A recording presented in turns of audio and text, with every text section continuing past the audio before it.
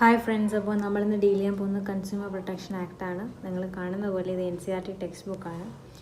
ഏത് ക്ലാസ്സെന്ന് അറിയില്ല, പക്ഷേ കൺസ്യൂമർ പ്രൊട്ടക്ഷൻ ആക്റ്റും തപ്പിയപ്പോൾ എനിക്കിത് കിട്ടി. അപ്പോൾ ഇത് ആക്ച്വലി 2021 പബ്ലിക്കേഷനാണ്. അതായത് നമ്മുടെ കൺസ്യൂമർ പ്രൊട്ടക്ഷൻ ആക്ടിന് അമെൻമെൻറ്റ് ചെയ്തതിന് ശേഷം ഇറക്കിയതാണ്. അപ്പോൾ ഇതിലെല്ലാ അമെൻമെൻറ്റും ഉണ്ട്. ഇതിൻ്റെ PDF നമ്മുടെ ഗ്രൂപ്പിലിടാം. എനിവേ, ഈ കൺസ്യൂമർ പ്രൊട്ടക്ഷൻ്റെ ആ ഒരു ചാപ്റ്റർ സ്റ്റാർട്ട് ചെയ്യുമ്പോൾ അവർ പറയുന്നത് banks are responsible for failed transaction and no cash in ATM. അതായത് നമ്മൾ ATMയിലൊക്കെ പോയി ക്യാഷ് എടുക്കുന്ന സമയത്ത് ക്യാഷ് ഇല്ലെങ്കിലോ അതുപോലെ തന്നെ ട്രാൻസാക്ഷൻ ഫെയിൽ ആവുകയോ ചെയ്യുകയാണെങ്കിൽ ബാങ്കാണ് റെസ്പോൺസിബിൾ എന്ന് പറയുന്നതാണ്. അത് 2017 ഒരു കേസിലാണ് ഇത് പറയുന്നത്. ആ കേസിൻ്റെ കാര്യമാണ് ആദ്യം പറയുന്നത്. അത് വലിയ കാര്യമില്ല.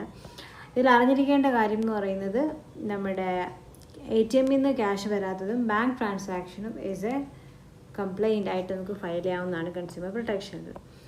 ഇനി എന്താണ് കൺസ്യൂമർ, അല്ലെങ്കിൽ എന്തിനാണ് കൺസ്യൂമർ പ്രൊട്ടക്ഷൻ ആക്ട് എന്ന് വെച്ചാൽ നമുക്കറിയാം, വളരെ കുറച്ച് കൺസ്യൂമേഴ്സ് മാത്രമേ ഇങ്ങനെ ഒരു ആക്ട്, അതായത് കൺസ്യൂമർ പ്രൊട്ടക്ഷൻ ആക്ട് 2019 എന്ന് പറയുന്ന ഒരു പുതിയൊരു ആക്ട് വന്നതായിട്ട് നമുക്കറിയുള്ളൂ. 1986 ആദ്യം ഒരു ആക്ട് ഉണ്ടായിരുന്നു. അതിനെ ഫുൾ എടുത്ത് കളഞ്ഞിട്ട് പുതിയൊരു ആക്ട് വന്നിരിക്കുകയാണ്. അതാണ് കൺസ്യൂമർ പ്രൊട്ടക്ഷൻ ആക്ട് 2019. അപ്പോൾ ഇതിൽ ശരിക്കും പറഞ്ഞാൽ ഒരുപാട് കൺസ്യൂമേഴ്സിനെ ഇതിൽ കൊണ്ടുവന്നിട്ടുണ്ട്. നിങ്ങളിപ്പോൾ ഒരു ഓൺലൈൻ ആപ്ലിക്കേഷൻ പർച്ചേസ് ചെയ്യുക, അല്ലെങ്കിൽ നിങ്ങൾ ഓൺലൈൻ സർവീസസ് എന്തെങ്കിലും അക്യൂറാണെങ്കിൽ അതുവരെ ഈ ഒരു ആക്ടിൻ്റെ പ്രകാരം വരുന്നുണ്ട്. അപ്പോൾ ശരിക്കും പറഞ്ഞാൽ നമുക്കറിയാം, പല ഏരിയാസ് അല്ലേ, ഇപ്പോൾ സൈബർ സ്പേസ് എന്ന് പറയുന്നത്, അല്ലെങ്കിൽ IT മേഖല എന്ന് പറയുന്നത് വികസിച്ചുകൊണ്ടിരിക്കുകയാണ്.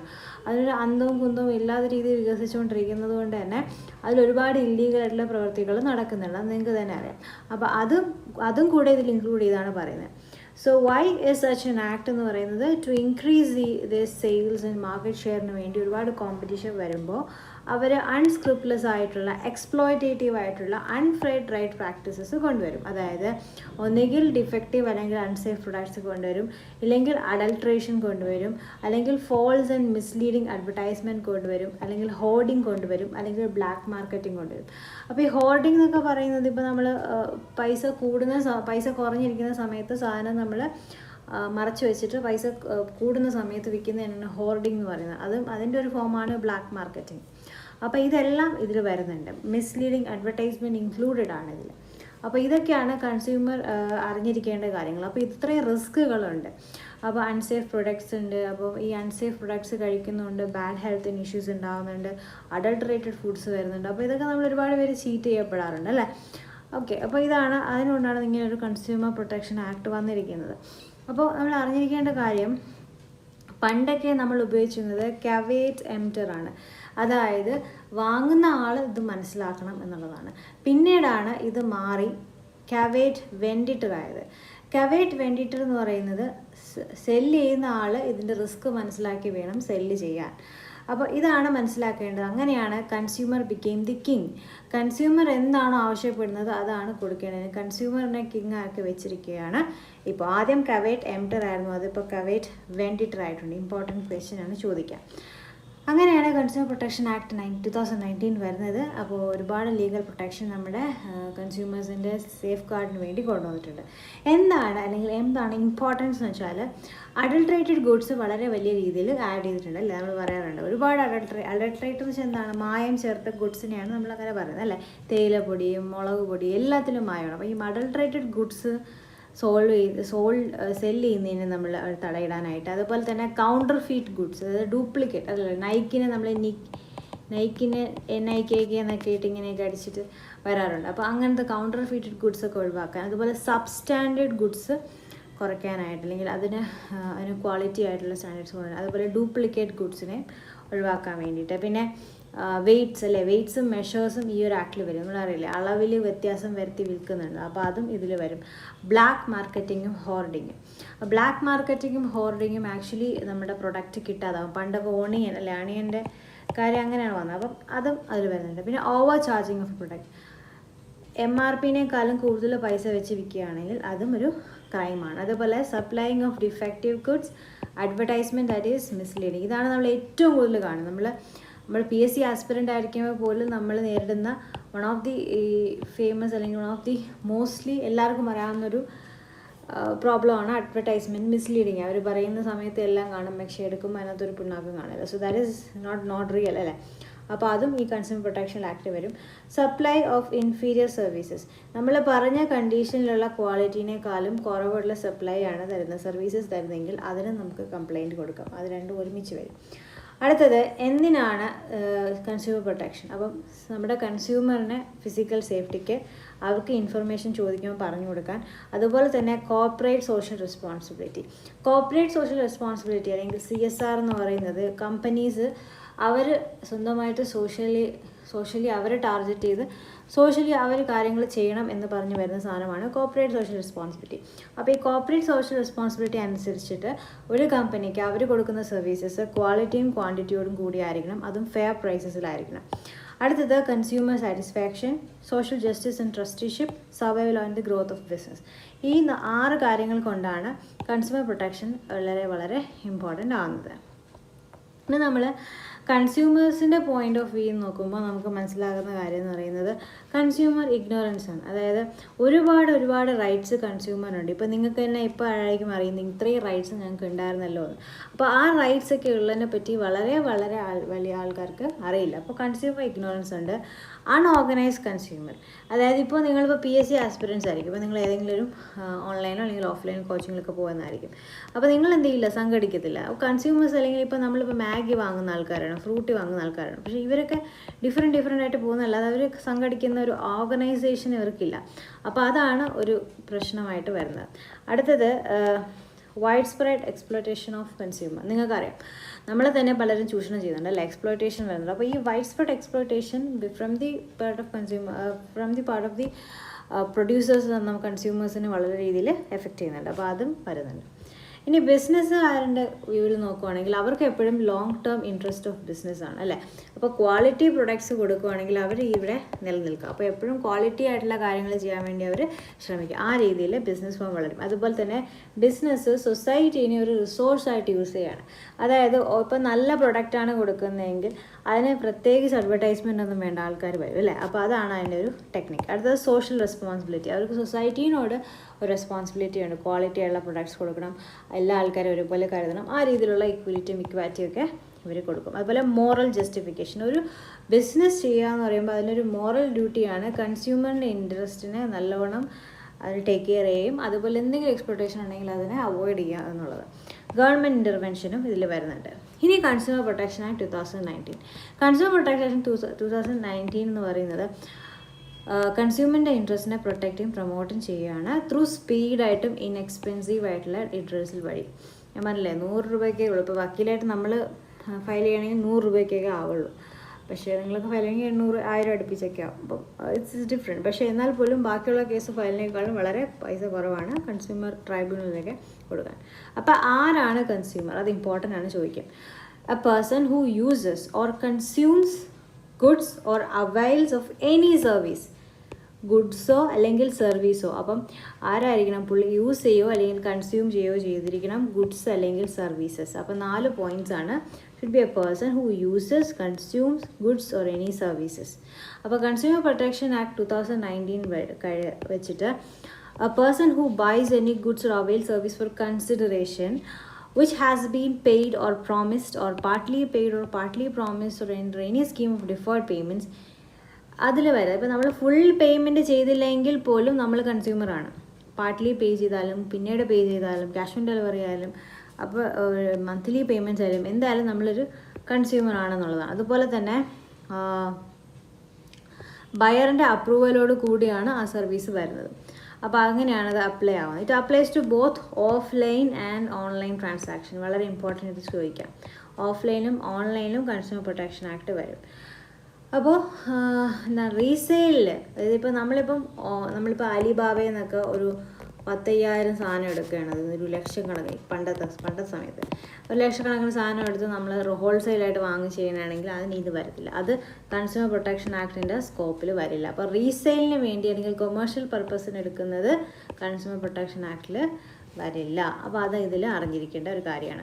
അടുത്തത് ടേംസ് ആൻഡ് ഡെഫിനേഷൻസ്. നമ്മുടെ ആക്ടിൽ പറഞ്ഞിരിക്കുന്നത് എന്താണ് complaint. Any written allegation made by the complainant for obtaining relief with respective to restricted trade practices, defect in goods, deficiency in services. ഈ റെസ്ട്രിക്റ്റഡ് ട്രേഡ് പ്രാക്ടീസ് എന്ന് പറയുന്നത് ഇപ്പോൾ കോൾഗേറ്റിൻ്റെ തന്നെ കോൾഗേറ്റ് എന്നും പറഞ്ഞു വരും. അതിനെ കോൾഡ് ഗേറ്റ് എന്ന് പറഞ്ഞു അതേപോലെ അതേ ഫോണ്ടിലൊക്കെ എഴുതും. അതൊക്കെ റെസ്ട്രിക്റ്റീവ് ട്രേഡ് പ്രാക്ടീസസ് ആണ്. അത് ആൾക്കാരെ കൺഫ്യൂസ് ചെയ്യും. അപ്പോൾ അത് മിക്കവരും ഈ ഐ പി നമ്മുടെ ഇൻ്റലക്ച്വൽ പ്രോപ്പർട്ടി റൈറ്റ്സ് പ്രകാരം പോകാറുണ്ട്. ബട്ട് സ്റ്റിൽ അങ്ങനെയുള്ള റെസ്ട്രിക്റ്റീവ് ട്രേഡ് പ്രാക്ടീസസ് ഒക്കെ ഇത് ഒഴിവാക്കുന്നുണ്ട്. കംപ്ലൈനൻ്റ് എന്ന് പറയുന്നത് 1 അല്ലെങ്കിൽ അതിൽ കൂടുതൽ കൺസ്യൂമേഴ്സ് അല്ലെങ്കിൽ വോളണ്ടറി കൺസ്യൂമർ അസോസിയേഷൻ അല്ലെങ്കിൽ സെൻട്രൽ ഗവൺമെൻറ് അല്ലെങ്കിൽ സ്റ്റേറ്റ് ഗവൺമെൻറ് ആർക്ക് വേണോ കംപ്ലൈൻറ്റ് കൊടുക്കാം. സ്പ്യൂരിയസ് ഗുഡ്സ് എന്ന് പറഞ്ഞാൽ നമ്മൾ വിചാരിക്കും അത് ഐഫോൺ ആണെന്ന്, പക്ഷേ കിട്ടുമ്പോൾ ചൂടുകട്ടയായിരിക്കും. സോ അതാണ് സ്പ്യൂരിയസ് ഗുഡ്സ്. അടുത്തത് unfair trade practice. Unfair trade practice എന്ന് പറയുന്നത് സെയിലിനോ യൂസിനോ സപ്ലൈ ഓഫ് എനി ഗുഡ്സിനോ സർവീസിനോ പറയും, പക്ഷേ അത് ഫോൾസ് ആയിട്ടായിരിക്കും ക്വാളിറ്റി സ്റ്റാൻഡേർഡ് ക്വാണ്ടിറ്റി എല്ലാം പറയുന്നത്. ഇപ്പോൾ നമ്മൾ ഓർഡർ ചെയ്തത് ഇപ്പോൾ റെഡ്മി നോട്ടിൻ്റെ ഒരു ഫോണായിരിക്കും, പക്ഷെ നമുക്ക് കിട്ടിയത് ബട്ടൺ ഫോണാണ്. മനസ്സിലായി? അതാണ് അൺഫെയർ ട്രേഡ് പ്രാക്ടീസസ്. അല്ലെങ്കിൽ അഡ്വർടൈസ്മെൻറ്റ് ചെയ്തത് അവർ വലിയ എന്തോ സംഭവമാണ്, നിങ്ങൾ ജനിച്ച മുതലുള്ള കാര്യങ്ങളെല്ലാം പറഞ്ഞിരുന്നൊക്കെ പറഞ്ഞൊക്കെ ചെയ്യും. ഓക്കെ, അപ്പോൾ ആ രീതിയിലുള്ള കാര്യങ്ങളാണ് അൺഫെയർ ട്രേഡ് പ്രാക്ടീസ്. ഇനി റെസ്ട്രിക്റ്റീവ് ട്രേഡ് പ്രാക്ടീസ് എന്ന് പറയുന്നത് മാനിപ്പുലേറ്റ് ചെയ്യും, പ്രൈസിനെ മാനിപ്പുലേറ്റ് ചെയ്യുമോ അല്ലെങ്കിൽ സപ്ലൈസിനെ, മാർക്കറ്റിലെ സപ്ലൈസ് ഫുൾ താറുമാറാവും. അതിനെയാണ് റെസ്ട്രിക്റ്റീവ് ട്രേഡ് പ്രാക്ടീസസ് എന്ന് പറയുന്നത്. അപ്പോൾ അതുകൊണ്ട് തന്നെ കൺസ്യൂമറിനൊരു അൺജസ്റ്റിഫൈഡ് കോസ്റ്റ് ഇമ്പോസ് ചെയ്യുകയാണെങ്കിൽ അതാണ് restrictive trade practice. Unfair trade practice എന്ന് പറയുന്നത് സെയിലിൻ്റെ പ്രൊമോഷനോ യൂസിനോ വേണ്ടിയിട്ട് ഫേക്കായിട്ട് കാര്യങ്ങൾ പറയുന്നതാണ്. റെസ്ട്രിക്റ്റീവ് ട്രേഡ് പ്രാക്ടീസ് എന്ന് പറയുന്നത് പ്രൈസിനോ അല്ലെങ്കിൽ നമ്മുടെ ഈ ഫുൾ ബിസിനസ്സിൻ്റെ ഫ്ലോയിനെ തന്നെ മാനിപ്പുലേറ്റ് ചെയ്യുന്ന രീതിയിൽ വരുമ്പോഴാണ് ഇത് റെസ്ട്രിക്റ്റീവ് ട്രേഡ് പ്രാക്ടീസ് ആകുന്നത്. അത് കാരണം കൺസ്യൂമറിന് അൺജസ്റ്റിഫൈഡ് കോസ്റ്റ് വരുന്നുണ്ട്. ഡിഫക്റ്റ് എന്ന് പറയുന്നത് any fault, imperfection, short coming അല്ലെങ്കിൽ ഇനഡിക്വസി ഇൻ ക്വാളിറ്റി, അതിലൊക്കെ വരുമ്പോൾ ഡിഫക്റ്റ് വരും. ഡെഫിഷ്യൻസി എന്ന് പറഞ്ഞാൽ ഇതുപോലെ തന്നെ ഫോൾട്ട് ഇംപെർഫെക്ഷനാണ്, പക്ഷേ എനി സർവീസ് ആക്ട് ഓഫ് നെഗ്ലിജൻസും കൂടെ വരുമ്പോൾ അത് ഡെഫിഷ്യൻസി വരും. ഒമിഷൻസ്, കമ്മീഷൻ ഇതൊക്കെ വരുമ്പോൾ ഡെഫിഷ്യൻസി വരും. ഇഞ്ചറി എന്ന് പറയുന്നത് ഇപ്പോൾ നമ്മുടെ ഫോൺ പൊട്ടിത്തെറിച്ച് പ്രശ്നം ഉണ്ടാകും, അല്ലെങ്കിൽ ഫോൺ ചാർജ് ചെയ്യാൻ വെച്ച് പൊട്ടിത്തെറിച്ചു, അതൊക്കെ ഇഞ്ചുറി വരും. പ്രൊഡക്റ്റ് എന്ന് പറയുമ്പോൾ ഏത് പ്രൊഡക്റ്റും വരും കേട്ടോ, എല്ലാം വരും. പ്രൊഡക്റ്റ് സെല്ലർ എന്ന് പറയുമ്പോൾ പ്രൊഡക്റ്റ് കൊടുക്കുന്ന ആളിനെ അല്ലേ. പ്രൊഡക്റ്റ് ലയബിലിറ്റി എന്ന് പറയുന്നത് responsibility of product manufacture or seller of any product ഉണ്ടാവും to compensate for any harm caused to consumer by defective. അപ്പോൾ നമ്മൾ പറയുകയാണ്, ഇപ്പം നോഡിൻ്റെ പൊട്ടിത്തെറിക്കുന്ന ഒരു സമയമാണ്. അപ്പോൾ നോഡ് 101 നോഡ് പൊട്ടിത്തെറിക്കുമ്പോൾ നമ്മൾ പറയുകയാണ് ഇത് പ്രൊഡക്റ്റ് ലയബിലിറ്റി പ്രകാരമാണ് നമ്മൾ എന്ത് ചെയ്യുന്നത് കൊടുക്കുന്നത്. കാരണം അതിനകത്തുള്ള ഒരു സാധനത്തിൻ്റെ പ്രശ്നം കൊണ്ട് ഡിഫക്റ്റ് ചെയ്യുക കാരണം മൊത്തം പ്രശ്നമാകും. ഇനി കൺസ്യൂമറിന് 6 റൈറ്റ്സ് ആണ് കൊടുത്തിരിക്കുന്നത്. ഓക്കെ, അത് ചോദിച്ചിട്ടുള്ള ക്വസ്റ്റ്യനാണ്. Right to safety, right to safety, right to informed, right to be assured, right to be heard, right to seek redressal, right to consumer education. അങ്ങനെ 6 റൈറ്റ് ആണ് വന്നിരിക്കുന്നത്. റൈറ്റ് ടു സേഫ്റ്റി അറിയാലോ, നമുക്കെല്ലാം ഹെൽത്ത് ആയിട്ടിരിക്കണം, ISA അപ്ലയൻസസ് ആയിരിക്കണം, electrical appliance കൊടുക്കണം, quality specification ഉണ്ടെങ്കിൽ ആ quality സ്പെസിഫിക്കേഷനുള്ള product ആയിരിക്കണം കൊടുക്കേണ്ടത്. അടുത്ത റൈറ്റ് ടു ബി ഇൻഫോംഡ്, നമ്മൾ കറക്റ്റായിട്ട് ചോദിച്ച് മനസ്സിലാക്കാനുള്ള എല്ലാ സംഭവങ്ങളും നമുക്കുണ്ട്. Right to be informed. ഇപ്പോൾ നിങ്ങളിപ്പോൾ ഏതെങ്കിലും ഒരു സ്ഥലത്ത് വിളിച്ചിട്ട് ഇത് നിങ്ങൾ ഇങ്ങനെയാണോ സർവീസ് കൊടുക്കുന്നത്, അല്ലെങ്കിൽ എന്തൊക്കെ സർവീസാണ് കൊടുക്കുന്നത്, അപ്പോൾ അവർ പറയാം എനിക്ക് പറയാൻ സൗകര്യമില്ല എന്ന് പറയുകയാണെങ്കിൽ നിങ്ങൾക്ക് റൈറ്റ് ടു ബി ഇൻഫോംഡ് എന്ന് പറഞ്ഞ് നിങ്ങൾക്ക് പറയാം. ഓക്കെ, അടുത്ത right to be assured. Right to be assured എന്ന് വെച്ചാൽ അവർക്ക് തന്നെ ആക്സസ് ചെയ്യാം ഒരുപാട് പ്രൊഡക്ട്സ് കൃത്യമായിട്ട് അവർക്ക് നോക്കി അവർക്ക് ഇഷ്ടമുള്ള രീതിയിൽ തിരക്കാം. അടുത്തത് റൈറ്റ് ടു ബി ഹേർഡ്, അതായത് ഇപ്പോൾ ഒരു കംപ്ലയിൻറ്റ് ഫയൽ ചെയ്തിട്ടുണ്ടെങ്കിൽ അവരുടെ ഭാഗം കൂടി കേൾക്കാനായിട്ടുള്ള അധികാരം അവർക്കുണ്ട്.